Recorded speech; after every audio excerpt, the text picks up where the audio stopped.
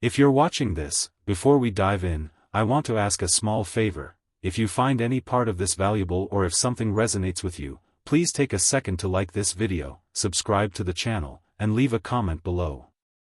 Your support helps keep these conversations going and allows us to explore more topics that matter. Now, let's jump in. Imagine a life where your authenticity is your greatest strength, where you walk through life unapologetically as yourself. It sounds liberating, doesn't it? But let's be honest, what's really holding you back from living that way? We're constantly bombarded by expectations, told how we should act, who we should be, and what we should strive for. It's exhausting. And the irony? The more we try to fit in, the more we lose touch with our true selves. The energy spent pretending, putting on masks, seeking approval, what does it all really accomplish? At best, we blend in, at worst, we lose our sense of identity. But there's a better way, a path that leads to a more fulfilling, less exhausting life. It's not easy, though. Owning who you are, unapologetically, takes courage. Think about it. How much of your day is spent worrying about what other people think? How much time do you waste trying to fit someone else's mold? Now consider this. What if, instead of constantly worrying about how others perceive you, you focused on your own perception of yourself? What if you could break free from the chains of approval seeking and live life on your terms? The ancient Stoics figured this out long before modern self-help became a thing. Marcus Aurelius, the Roman emperor, once said, "Be your own master." He was talking about how we should own our thoughts, actions, and choices. That's the key, to live according to our values without constantly looking over our shoulder for validation. The Stoics understood that the only thing we truly control is ourselves. You can't dictate how others will react to you, but you can control your response. Imagine someone criticizes you for being outspoken. The average person might back down, apologize, or shrink to avoid conflict. But the Stoic in you would ask, is their opinion something I can control? No. But is my reaction in my control? Absolutely. So why apologize for something outside your control? It's not just the Stoics who got it right. Philosophies from all over the world, from Eastern thought to modern-day thinkers, echo this same truth: your authenticity is your superpower. So, if you're ready to stop apologizing for who you are, to stop trading your uniqueness for other people's expectations, let's dive deep. Let's explore what's holding you back, how to break free, and most importantly, how to unlock the immense power of your authentic self. The Stoics understood this centuries ago. Epictetus, who was born a slave and became one of the most influential philosophers of his time, famously said, "It's not what happens to you, but how you react to it that matters." Think about that in the context of being yourself. Your power isn't in controlling what people think about you, it's in how you react when they do. If someone criticizes you, the average person might apologize, downplay their actions, or try to fit in. But a Stoic? They would realize that the opinion of others is outside their control. What is within their control is their response, their decision to stay true to themselves. Marcus Aurelius, the philosopher king of Rome, kept a personal journal that was later published as Meditations. In it, he wrote, "You have power over your mind, not outside events. Realize this, and you will find strength." That's what being unapologetically yourself is all about.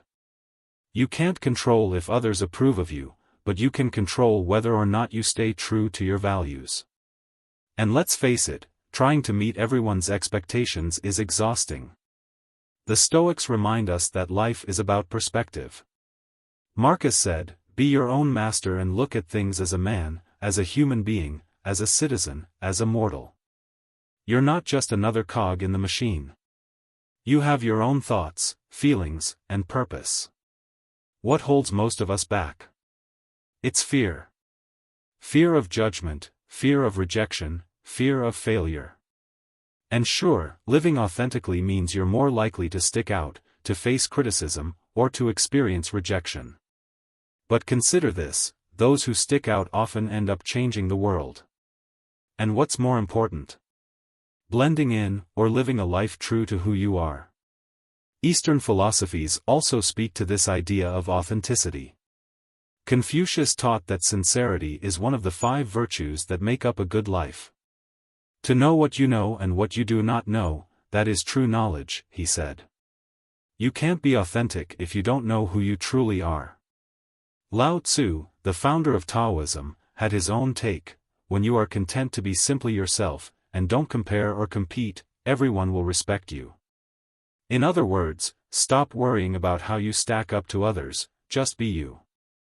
Zen Buddhism teaches us to be present, to live in the moment without pretense or masks. And the Bushido code of the samurai emphasizes sincerity as a key aspect of strength. Real power, according to these traditions, comes from being who you are, not pretending to be something else. So, let's get practical. How do we apply these timeless lessons to our daily lives? It starts with self-reflection.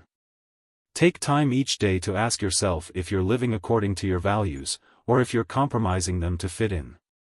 Focus on what you can control, your actions, your thoughts, your responses, and let go of trying to control what others think of you. Embrace discomfort. Growth only happens outside your comfort zone. And practice indifference to criticism. As Marcus Aurelius put it, we all love ourselves more than other people, but care more about their opinions than our own. Why is that? Why do we value the thoughts of others more than we value our own? Being unapologetically yourself isn't about being stubborn or inconsiderate. It's about having the courage to be authentic, to stand by your convictions, and to live on your own terms.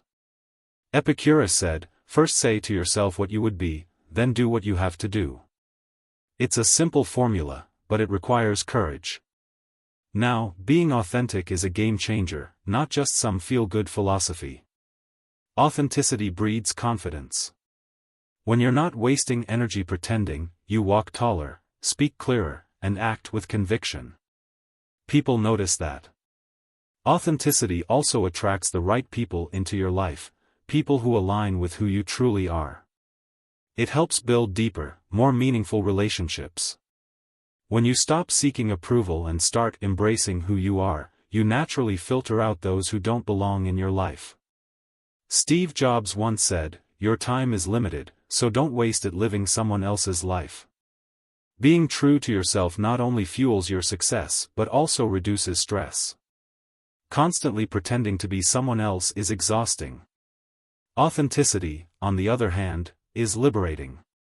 And let's be real, it's way less stressful to be yourself than to constantly live up to other people's expectations. There's another important aspect of authenticity: it leads to self-respect. Marcus Aurelius observed, "Every man loves himself more than all the rest of men, but yet sets less value on his own opinion of himself than on the opinion of others." When you're unapologetically yourself, you take ownership of your life, and that's where true self-respect begins. We live in a world that pressures us to conform. Social media has made this worse, bombarding us with carefully curated versions of people's lives. It's easy to feel like you're not measuring up. But remember, you don't need to be perfect to be authentic. You just need to be you. As the saying goes, you're allowed to be both a masterpiece and a work in progress. Being authentic isn't just about feeling good or being comfortable. It's about embodying real strength. True power comes from being vulnerable, standing firm in your principles, and living a life that's true to who you are. The great men of history didn't apologize for their beliefs or their visions. They stood firm and changed the world. You don't have to be famous to have that same kind of impact on your own life and the lives of others. Of course, there will be obstacles. Fear of judgment, fear of rejection, and imposter syndrome can be crippling. We've all been there, worried about what others will think, feeling like we don't deserve the success we've achieved. But remember, these are just thoughts. You can choose how you react to them. As Epictetus said, "No man can rob us of our will." Don't let self-doubt steal your authenticity. Stop comparing yourself to others.